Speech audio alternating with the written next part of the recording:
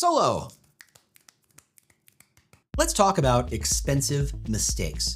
Now, I'm not talking about the I accidentally let my phone open and my kid found my Amazon app kind of mistakes. I'm talking about the silent, invisible kind that's bleeding your recruiting budget dry while you're busy blaming the market for all your hiring struggles. I call it the employer brand gap, the chasm between how you see your company and know your company and how your candidates perceive it.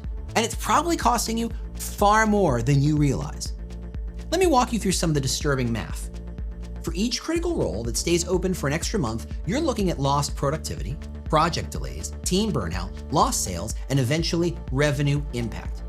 Conservatively, you're talking about what? Tens of thousands of dollars per position per month? Now multiply that by the number of hard-to-fill roles you have and the months they're staying open beyond target. Feeling a little uncomfortable?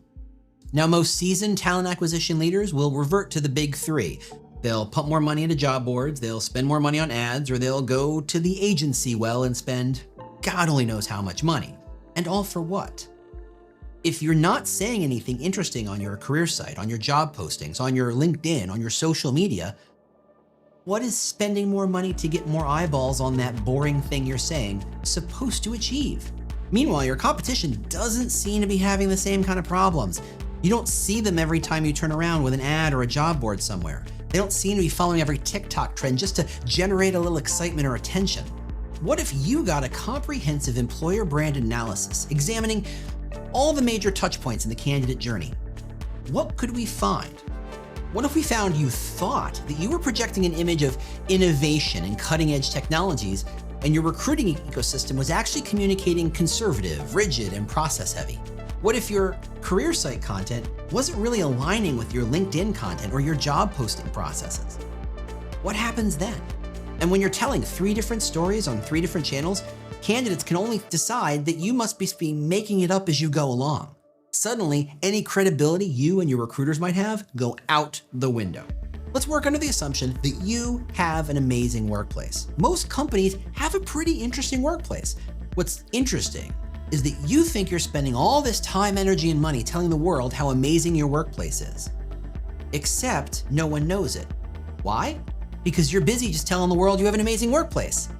No one knows what that means, because there are lots of different ways a workplace can be amazing. And if you just say it's an amazing workplace, candidates think you're just saying nice things and they walk away.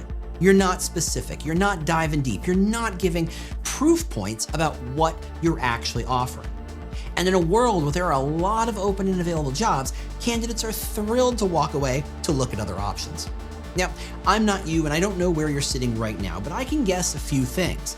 Your team's probably getting blamed for missing hiring targets, which is unfortunate because the real problem is that there's a messaging disconnect that isn't their fault. But it is a problem you can solve, provided you can see it.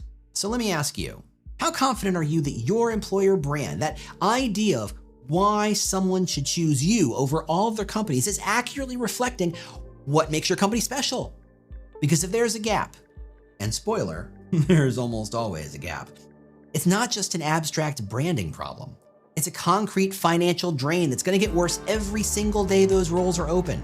Think of the gap as kind of an inverse compound interest. The more people see that gap, the less they're interested. And it's costing you twice as much to get them to come back and take another look. Let's get serious. Your bosses, they would never make a major business decision without data and research. So how come you're approaching your most expensive asset, your talent, based on assumptions about how candidates see you? An objective employer brand analysis isn't a luxury expense. Heck, it's not even much of a luxury. It's the diagnostic tool that you're going to need to find where the problems are, solve them, so you can really look like a hero to your bosses.